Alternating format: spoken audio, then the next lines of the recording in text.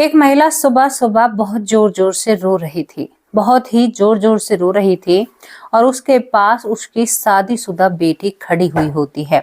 ये महिला चीख चीख कर रो रही है, भगवान तुमने सही नहीं किया, मेरे जवान भाई को इस दुनिया से दूर कर दिया। उसकी 4 बेटियों का पालन पोषण कौन करेगा और 5वां बच्चा उसकी पत्नी के गर्भ में है, उसका क्या होगा? आपने ऐसा क्यों किया? तभी वो बेटी बहुत जोर से हंसती है और कहती है कि माँ, भगवान का जो न्याय है क्या आप उसके विपरीत चल रही हैं? माँ कहती है कि बेटी, तेरा जवान मामा इस दुनिया से गया है और तू भगवान के न्याय की बात कर रही है। कौन सा न्याय? बता, 4 बेटियों को कौन पालेगा? तू ऐसी बातें क्यों कर रही है? तभी ये लड़की बहुत जोर जोर से हंसने लगती है। कहती है, माँ, उसका जो न्याय है ना, वो न्याय बहुत न्यायप्रिय है। हमें देखने में दिखाई नहीं देता कि न्याय कैसे होता है। लोग कहते हैं कि भगवान हमारे सामने न्याय नहीं करते। आपके भाई की मृत्यु पर मैं बहुत खुश हूँ। मेरी अंतरात्मा इतनी प्रसन्न है कि मैं आपको क्या बताऊं। माँ हैरान और परेशान हो जाती है कि अभी तेरे मामा का शरीर घर भी नहीं पहुंचा है और तू ऐसी बातें कर रही है। तुझे लज्जा, लाज, शर्म, सब कुछ, मोह माया सब त्याग दिया है क्या? तू समझती नहीं है रिश्तों को? तेरे अंदर इंसानियत मर चुकी है। तू अपने मामा के प्रति ऐसा कैसे बोल सकती है? उससे आगे जो ये बेटी अपनी माँ को बता दी है तो माँ का कलेजा भी पत्थर का हो जाता है और वो भी अपने भाई को गाली देने लगती है। आज की जो कहानी, आज की जो घटना आपको सीखने पर मजबूर करेगी और आपको सोचने पर मजबूर करेगी। कभी भी अपने निगाह को घुमाना, दिमाग में पुरानी बातों को याद करना, किसी के साथ जो भी होता है उसके पीछे कुछ ना कुछ जरूर जुड़ा हुआ होता है। ब्रह्मांड, प्रकृति, यूनिवर्स हमें जितना हम करते हैं ना, उससे दुगना और चौगुना वापस देता है। हमारे लिए एक कितना अच्छा डोर खोल रखा है, पता है आपको? हम बुरा करते हैं तो जितना करते हैं इतना ही मिलता है, लेकिन हम अच्छा करते हैं तो हमें 4 गुना होकर मिलता है। ये कहानी एक पल के लिए आंखों में आंसू और एक पल के लिए भगवान के लिए आपका विश्वास अटूट और एक कहते हैं ना कि हाँ, भगवान भी कोई चीज है, उसके न्याय में कभी भी कमी नहीं हो सकती। दोस्तों, आज एक जीतती जाती घटना आप लोगों के सामने रख रही हूं, लेकिन आज पता और नाम नहीं बताऊंगी क्योंकि ये घटना हमें जिसने लिखकर भेजी है उन्होंने कहा है, मैं कभी नहीं चाहती कि मेरा नाम इस दुनिया के सामने आए, तो हमने एक वैसा ही नाम इस्तेमाल करने की कोशिश की है।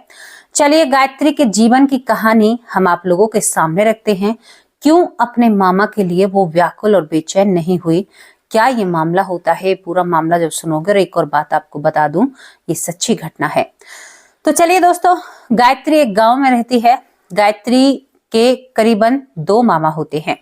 एक मामा नशेड़ी होता है, बहुत शराबी होता है, लेकिन दूसरा मामा घर को संभालने वाला होता है, घर की देखरेख करता है, घर का लालन पालन करता है। दूर से देखने में तो मामा बहुत अच्छा है, बहुत ही नेक है, अच्छे काम कर रहा है। पता है आपको, जो लोग व्हाइट कपड़े पहनते हैं ना और अपना कॉलर ऊंचा करके समाज में घूमते हैं, उन लोगों की हकीकत कुछ और ही होती है। दूसरी तरफ गायत्री की माँ को देखते हैं। गायत्री करीबन 7 साल की होती है और गायत्री अपने परिवार में बहुत खुश रहती है। इतनी ज्यादा खुश रहती है कि वो बचपन है और वो बचपन बहुत अच्छे से जीती है। उसके जीवन में कोई भी कमी, दुख, तकलीफ कुछ नहीं है।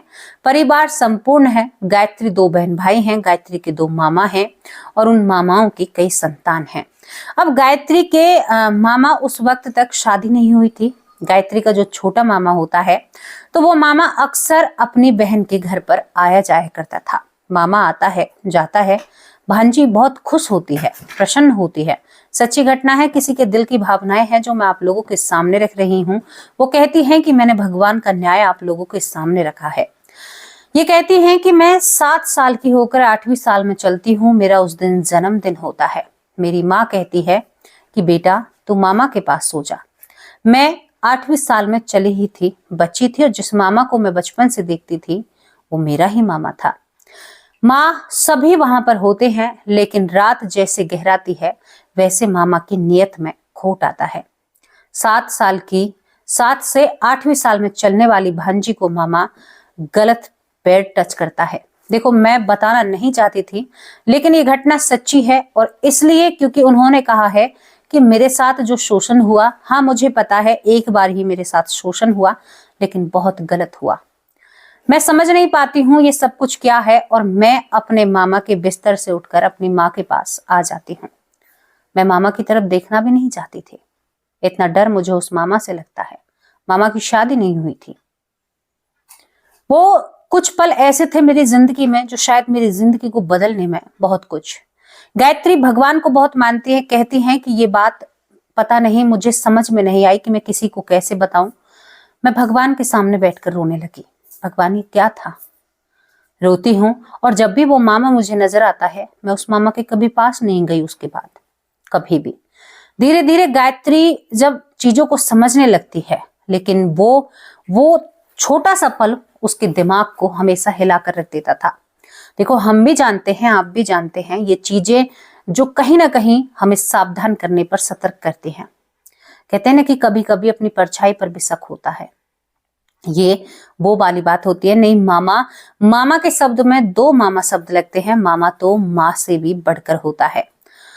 गायत्री हमें बताते हुए भी भावुक हो जाती हैं, और बिल्कुल भी मैं नहीं बताऊंगी क्योंकि उनके जीवन से ये बातें जुड़ी हुई हैं। अब धीरे धीरे वक्त निकलता है। गायत्री कहीं ना कहीं इस बात को नहीं भूली थी। जिंदगी के एक कोने में एक कहते ना कि हाँ ये बात है। वो मामा को देखती थी। अब पता नहीं उस मामा ने भी घर आना कम कर दिया था, लेकिन वो आता था। तीज त्योहार अपनी बहन से मिलने के लिए आता था। गायत्री से भी ऐसा व्यवहार करता था मानो जैसे कुछ हुआ ही ना हो। गायत्री कभी भी कामयाब नहीं हो पाई अपने माँ बाप को बताने में कि मेरे मामा ने ऐसा टच मुझे किया है कि मैं आपको क्या बताऊं। वो नहीं बता पाती है। धीरे धीरे गायत्री बड़ी हो जाती है, और गायत्री जब बड़ी होती है तो गायत्री को यहाँ पर गायत्री की शादी होती है। और एक और आपको बात बताऊं जो मैं बताना भूल गई, जो वो मामा था वो चाचा का लड़का था गायत्री की माँ का। गायत्री की जो माँ होती है उसके चाचा का लड़का था, लेकिन गायत्री उसे अपने भाई से भी बढ़कर माना करती थी। यानी अपने सगे भाई से भी बढ़कर उसे मान सम्मान दिया करती थी, और उसका बहुत आदर भाव करती है। दोस्तों, यहाँ पर कुछ दिन बाद गायत्री बड़ी हो रही थी, 10 या 11 साल की होती है। उस मामा की शादी हो जाती है। शादी होने के बाद मामा की पत्नी आ जाती है। धीरे धीरे वक्त निकलता है। चाचा का लड़का था, आना जाना कम कर दिया था। यहाँ पर उसको पहली बेटी, दूसरी बेटी, तीसरी बेटी, जब तीसरी बेटी होती है तो गायत्री की शादी होती है, और शादी में भी वो मामा आया था। गायत्री अपने इस खास मौके पर भी उस मामा के चेहरे को देखकर उस बात को छक से याद करती है। दिल घबरा उठता है गायत्री का, लेकिन वो अपने इतने अच्छे माहौल को बिगाड़ना नहीं चाहती थी क्योंकि उसकी शादी थी। शादी होकर गायत्री चली जाती है, लेकिन गायत्री जब भी भगवान के समीप जाती है तो भगवान से कहती है कि भगवान, बहुत सुना है मैंने, जब तो मैं जानती भी नहीं थी, आपके सामने मैं रोई थी, 7-8 साल की उम्र में मैं रोई थी, लेकिन मैं आपसे पूछना चाहती हूँ कि न्याय कहाँ पर है? मेरे लिए कहाँ न्याय है? मैं जब जानती नहीं थी, हाँ अगर मैं समझदार होती तो मेरी गलती होती, लेकिन इसमें मेरी गलती नहीं है। अब मैं जानने लगी हूँ ये सारी चीजें क्या होती हैं। मेरे मामा ने मेरे साथ सही किया। गायत्री इसी तरह से बार बार भगवान से सवाल जवाब किया करती थी। कहती है कि मुझे कुछ नहीं चाहिए, पर मुझे न्याय नहीं मिला। कहाँ जाकर? तुम्हारे सिवा मैं किसी से गुहार नहीं लगा सकती, ये बात मैं किसी से कह भी नहीं सकती। शादी के बाद बताऊंगी तो इस बात का क्या प्रभाव पड़ेगा लोगों पर, और कौन मेरी बात को समझ पाएगा। हमने इतना बारीकी से गायत्री के केस पर स्टडी की। मैं रियल आपको बता रही हूँ, बहुत दिन से हमने गायत्री के ऊपर काम किया, बात की। गायत्री बार बार इन बातों को बताते हुए रोने लगती है और कहती है कि मैं अपनी भावनाओं को छुपा नहीं पाती हूँ, लेकिन खुश होकर जो वो बातें बताती है, और आगे शायद आप भी खुश हो जाएं। धीरे धीरे और वक्त निकलता है। मामा को चौथी लड़की हो जाती है, और 5वां बच्चा मामा के पत्नी के गर्भ में होता है। दोस्तों, 5वां बच्चा मामा के पत्नी के गर्भ में होता है। गायत्री कहती है, गायत्री भी गर्भवती होती है, शादी हो गई थी उसकी, दूसरे बच्चे की माँ बनने वाली थी, पहला उसे लड़का हुआ था। वो कहती है कि फिर मेरा बच्चा होने का टाइम नजदीक आ जाएगा, मैं माँ के पास रहकर आना चाहती हूँ, कुछ वक्त अपनी माँ के साथ बिताना चाहती हूँ। गायत्री वहां पर चली जाती है, माँ के साथ रह रही थी। भगवान से ठीक था जो रिश्ता था, लेकिन बार बार सवाल, भगवान मेरे साथ क्या हुआ? तभी गायत्री सो रही होती है अपने बिस्तर पर, उसके कानों में आवाज पड़ती है मायके में। उसकी माँ जमीन पर बैठकर सर पर हाथ रखकर बहुत जोर जोर से रो रही है और कह रही है कि भगवान तुमने सही नहीं किया, मेरे भाई ने तुम्हारा क्या बिगाड़ा था। गायत्री के कानों में आवाज पड़ती है। गायत्री भाग कर आती है, गर्भ से थी। माँ क्या हुआ, तुम ऐसे क्यों रो रही हो, क्या हुआ हमारे मामा को? क्योंकि गायत्री के जो खुद के मामा थे वो बहुत अच्छे थे, बहुत प्रेम से गायत्री को रखते हैं। गायत्री की माँ कहती है कि बेटा, मेरे जो चाचा का लड़का था वो नहीं रहा, वो खेतों में ट्रैक्टर से कुछ काम कर रहा था और ट्रैक्टर उसकी कमर के नीचे के हिस्से को बिल्कुल खत्म कर गया और उसके सर पर हैंडल जो होता है किसी इस तरह से, मतलब उसके बीच का धड़ रहता है, ना तो सर बचता है और ना नीचे कमर का हिस्सा, ये सीना उसका रह जाता है। गायत्री अपनी माँ को कंधों से छोड़कर और हंसने लगती है। माँ बहुत अच्छा हुआ। माँ कहती है तू कितनी निर्दयी है, ऐसा क्यों कह रही है, तेरे मामा है वो, तू ऐसी बातें कैसे कर सकती है? वो कहती है कि माँ, आज तक सुना था कि भगवान न्याय करते हैं या नहीं करते, लेकिन भगवान तो बहुत अच्छा न्याय करते हैं। सच में ही मेरा न्याय हुआ है माँ, और वो न्याय तब हुआ है जब मैं इन चीजों को जानती हूँ। मैं मानती हूँ कि हाँ ये चीजें क्या होती है, मुझे महसूस हुआ कि हाँ मेरे लिए भी कोई खड़ा है, और वो ऐसा खड़ा है जब देगा ना मुझे तो बहुत अच्छे से देगा। हाँ तुम्हारा भाई कोई दूध का धला नहीं था। बेटी ऐसी बातें जब करती है तो माँ एक तमाचा रखती है। भाई तू पेट से है, इस बच्चे पर क्या प्रभाव पड़ेगा, तू अपने परिवार के लिए इतनी कठोर दिल है तो तू एक राक्षस को ही जन्म देगी। माँ मेरे बेटे पर उंगली खड़ी मत करना, मेरा बेटा या बेटी है। क्यों माँ, मैं राक्षस कैसे हो सकती हूँ? उसके बाद गायत्री कहती है कि मेरा 8वां जन्मदिन याद है आपको? आपने मुझे इसी मामा के पास सुलाया था और इसने मेरे साथ बहुत गंदी हरकत करने की कोशिश की। माँ मैं डर के आपके पास आ जाती हूँ, और वो डर के अपने माँ के आंचल में सिमट जाती। माँ कहती क्या हुआ बेटी? तो वही मामा कहता है कि कुछ नहीं बहन, शायद इसे कोई डरावना सपना दिखा है और उसने मेरे साथ ऐसा किया। माँ के एक पल में आंसू सूख जाते हैं। क्या मेरा भाई ऐसा था? मेरे चाचा का लड़का था, इसका बचपन में ही पिता इस दुनिया से जा चुका था। अब माँ भी कहती है कि भगवान ने सही न्याय किया है। अब वहां पर गायत्री देखना चाहती है कि पत्नी कैसे तड़प रही है और क्या मामला था। गायत्री जब वहां पर जाती है ना, तो जब उस मामा के शव को देखती है तो कहती है कि वाह प्रभु, मन ही मन कहती है अब किससे कहे, कोई अदालत तो यहाँ पर नहीं लगवानी है। गायत्री तुरंत वहां से आ जाती है। महिलाएं कहती हैं गर्भ से है भाई, घर जाओ, यहाँ पर सही नहीं है, जवान मृत्यु हुई है। गायत्री घर आती है, स्नान करती है, अपने आप को स्नान करके और भगवान के सामने दीपक जलाती हुई कहती है कौन कहता है किसी के मरने के बाद दीपक नहीं जलता? भगवान आज आपने मेरा बहुत अच्छा न्याय किया है, मेरे साथ जो गलत हुआ वो मेरे सामने सही हुआ। किसी के मरने पर खुशी नहीं होना चाहिए, लेकिन प्रभु मुझे बहुत खुशी हुई, आपने इतना अच्छा न्याय किया है। और मैं आपको बताऊं ये सच्ची घटना है, 100% सत्य इस घटना में बातें हैं जो मैं आपको बता रही हूं, केवल मैंने आपको पता नहीं दिया है और आप भी जानते हो पता देना सही है या नहीं सही है। माँ बेटी के बीच में ये बात दफन हो जाती है। आज ये बात सभी के सामने आई है, लेकिन पूरी जानकारी के साथ नहीं आई है। गायत्री कहती कौन कहता है भगवान नहीं होते, कौन कहता है कि वो न्याय नहीं करते, वो सही समय पर न्याय करते हैं। अगर बचपन में ही मेरे मामा के साथ कुछ हो जाता तो मैं उस मृत्यु को नहीं देख पाती, उसका अनुभव नहीं कर पाती, क्योंकि मुझे बचपन में मृत्यु का मतलब नहीं पता था, मुझे बैड टच और गुड टच के बारे में नहीं पता था। भगवान ने एक सही समय मेरे लिए चुना और मैंने वो सब कुछ देखा। उसकी 4 बेटियां और 5वीं भी उससे बेटी ही होती है। उसकी मृत्यु के बाद 5 बेटियों को उसकी पत्नी पाल रही है और कुछ ना कुछ उसकी पत्नी से भी कुछ बिगड़ा होगा जो वो भुगत रही है।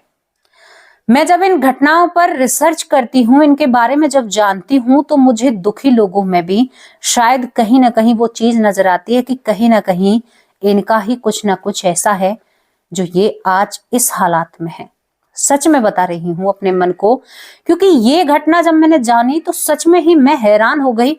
भगवान ने इंतजार किया और उस लाठी को तभी घुमाया जब उसकी जरूरत थी, तो कैसे आप कह सकते हैं कि वो न्यायप्रिय नहीं है?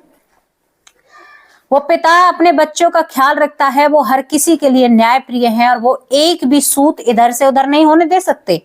ये आपकी मानसिकता है जो आप समझे या ना समझे, लेकिन वो हर किसी की भावनाओं को समझते हैं, हर किसी के मान सम्मान को समझते हैं। अगर आप साफ हैं, पवित्र हैं, अगर आपका इरादा सही है, आप गलत नहीं हैं और आपके साथ अत्याचार हुआ है, तो आपको न्याय दिलाने से कोई नहीं रोक सकता, क्योंकि साक्षात प्रभु आपके साथ है।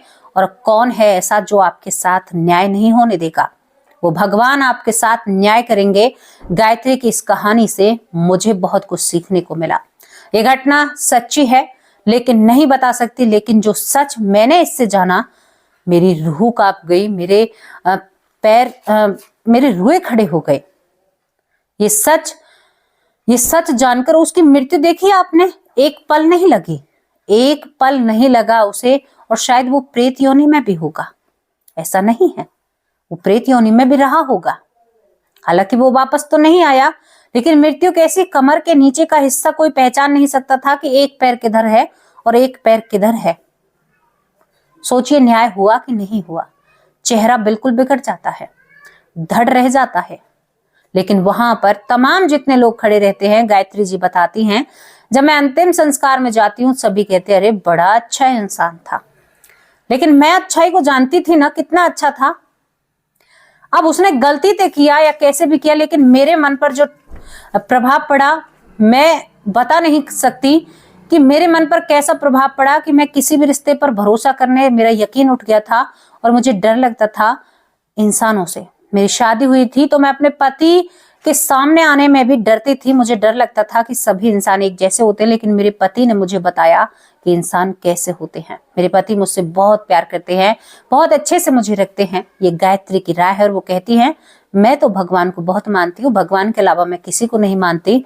तो सुनिए मेरे भाई, जितने भी मेरी वीडियो पर जो कहते हैं ना, हालांकि कोई कहता नहीं है, बहुत कम लोग कहते हैं, 10 वीडियो पर एक कमेंट आएगा, इस तरह से आप लगा लीजिए, जो कहते हैं ना ये बातें बिना सर पैर की हैं। बिल्कुल भी बिना सर पैर की नहीं है, क्योंकि कभी अपने आप को रखकर देखिए और हमारे अंदर बहुत सारी बुराइयां हमें ही नजर आ जाती हैं।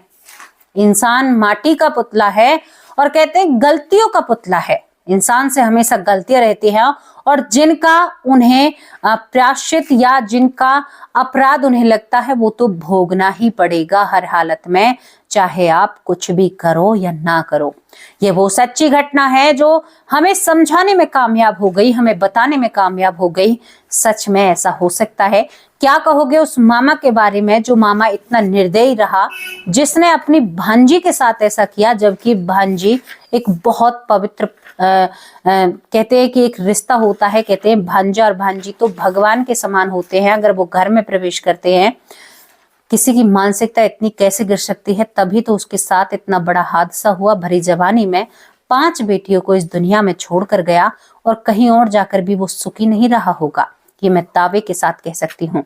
गायत्री जी की ये घटना आपको कैसी लगी? बहुत दुख भरी बात है, बहुत ही ऐसा केस है। अगर इसे कोई चाहे, वो कहती है कि मुझे अदालत या कानून से कुछ नहीं मिला, लेकिन मेरी अदालत जहां लगी ना, वहां बड़े से बड़े जज और वकील फेल हो गए जब मेरे न्याय की बारी आई। तो कैसी लगी आपको ये घटना? इसके बारे में अपनी राय रखना। लेकिन आज इस घटना को बताकर मैं बिल्कुल भी प्रसन्न नहीं हूं, क्योंकि ये घटना मेरे कार्य से बहुत विपरीत है, लेकिन मुझे बताना पड़ा क्योंकि इसके लिए करीबन 7 महीने से मेरे ऊपर दबाव तो मैं नहीं कहूंगी, मुझसे कहा जा रहा था रिक्वेस्ट करके, और मुझे भी लगा कि लोगों को कुछ तो समझ मिलेगी। और इसके बारे में हमने बहुत जांच पड़ताल की तो हमें बहुत कुछ ये मालूम हुआ। गायत्री की माँ से भी हमने बात की तो बहुत कुछ मालूम हुआ। जैसी भी आपको लगी अपनी राय कमेंट बॉक्स में जरूर लिखकर भेजना। पूजा राठौर बहुत बहुत धन्यवाद। आभा सिंह बहुत बहुत धन्यवाद। नीलेश विश्वकर्मा भाई बहुत अच्छे भाई हैं। मीनू मिश्रा बहुत अच्छी बहन है। बबलू बहुत बहुत धन्यवाद। लूना राम मोदी बहुत अच्छे भाई हैं। अनिल व्यास भाई कैसे हो? सीताराम गुप्ता बहुत बहुत धन्यवाद। सोनम चौहान बहुत अच्छी बहन है। योग माया साहू बहुत बहुत धन्यवाद। नीता कुंतल जो मथुरा से हैं, बहुत प्यारी बहन है। हनी राव बहुत बहुत धन्यवाद। ऐश्वर्या माँ कैसी हो? मधुपमन माँ मथुरा से मुझे देखती हैं। जयवीर सिंह बहुत बहुत धन्यवाद। खेम शर्मा बहुत अच्छे भाई हैं। यहाँ पर मीनू मिश्रा बहुत प्यारी बहन है। मोनिका सिंह बहुत बहुत धन्यवाद। राकेश बहुत अच्छी बहन है। सीमा अरोड़ा दिल्ली से बहुत प्यारी बहन है। बबीता सिंह दिल्ली से, ये भी मुझे दिल्ली से देखती हैं। मेरी बहुत प्यारी बहन है, लेकिन अब कम नजर आती हैं। रवि राज कैसी हो बहन? आपकी कोई तबीयत तो खराब नहीं है? मुझे जरूर कमेंट बॉक्स में लिखकर भेजना। बबीता सिंह, आप मुझे नजर नहीं आ रही हो, आपकी तबीयत तो ठीक है ना। रवि राज, बहुत अच्छे भाई हैं। नीलेश भाई, बहुत बहुत धन्यवाद। सौम्या कौशिक, बहुत बहुत धन्यवाद। पवन कुमार, बहुत अच्छे भाई हैं। श्री सोलंकी, बहुत बहुत धन्यवाद। सुमनजीत, बहुत बहुत धन्यवाद। पूनम शर्मा, बहुत अच्छी बहन है। सुभाष पनवर, बहुत बहुत धन्यवाद। सुरुचि कुमारी, बहुत बहुत धन्यवाद। यहाँ पर आशिम कुमार सैनी, बहुत बहुत धन्यवाद। मंजू चौधरी, मेरी बहुत प्यारी बहन है। तबीयत कैसी है आपकी, कल भी नजर नहीं आए आप, तबीयत तो ठीक है ना। नारायण स्वरूप, बहुत बहुत धन्यवाद। डॉक्टर सुरेश सोनी भाई, जिनकी तबीयत ठीक है, वो दोबारा आ चुके हैं। बबली जागरा, बहुत बहुत धन्यवाद, मेरी बहुत प्यारी बहन है, बहुत अच्छे कमेंट करती हैं। ऐश कुमार, बहुत बहुत धन्यवाद। सुमन देवी, बहुत अच्छी बहन है। और प्रतिभा मारू, कैसी हो मेरी प्यारी बहन, आप ठीक हो? मुझे गुड़िया कहकर बुलाती है। सुनील सैली भाई, कैसे हो? सुनील सैनी भाई, कैसे हो? शकुंतला बहन, कैसी हो? सुमन देवी, बहुत प्यारी बहन है। शरीवाला, बहुत प्यारी बहन है। रेणु शर्मा, बहुत बहुत धन्यवाद। बिमला दलाल, मेरी बहुत प्यारी माँ है। रामायण कुशवाहा, बहुत अच्छे भाई हैं। जयश्री, बहुत बहुत धन्यवाद। राजा राम भाई, कैसे हो? महेंद्र पांचाल, बहुत बहुत धन्यवाद। प्रभा कौर, बहुत बहुत धन्यवाद। रमन भाई, कैसे हो? मीना सिंह, बहुत बहुत धन्यवाद। यशवंती माँ, कैसे हो? भूप सिंह भाई, बहुत बहुत धन्यवाद। सीता शर्मा, कैसी हो प्यारी बहन? ज्योति श्रीवास्तव, मेरी बहुत अच्छी माँ है। यहाँ पर सीता शर्मा बहुत प्यारी बहन है। और एक सीता हमारी माँ है। रेखा सरपंच, बहुत अच्छी बहन है। डॉक्टर रंजीत कुमार मिश्रा, बहुत अच्छे भाई हैं हमारे। पूजा कुमारी, बहुत बहुत धन्यवाद। हेमा, बहुत प्यारी बहन है। सुमित्रा पौर, बहुत बहुत धन्यवाद। राधे श्याम, बहुत बहुत धन्यवाद। बबीता, बहुत बहुत धन्यवाद बबीता बहन। हीरा कुमारी, बहुत प्यारी बहन है। नारायण स्वरूप, बहुत बहुत धन्यवाद। रंजना देवी, बहुत प्यारी बहन है। विभा कुमारी, बहुत बहुत धन्यवाद। मनीष कुमार, बहुत बहुत धन्यवाद। कमलेश बिष्ट, बहुत बहुत धन्यवाद। पूरे परिवार को ढेर सारा प्यार, ढेर सारा शुक्रिया अदा। परिवार के जो भी सदस्य हैं, बबीता बहन मुझे जरूर बताना आप कैसी हो। पीहू हेला बहन, आप कैसी हो? ऐश्वर्या माँ, आप भी नजर नहीं आती हैं, अपने बारे में मुझे खैर खबर तो दे दीजिएगा। अब आप लोगों से विदा लेती हूँ, कल हाजिर होंगे एक सच्ची और अच्छी स्टोरी के साथ। तब तक के लिए नमस्कार, जय हिंद, जय भारत।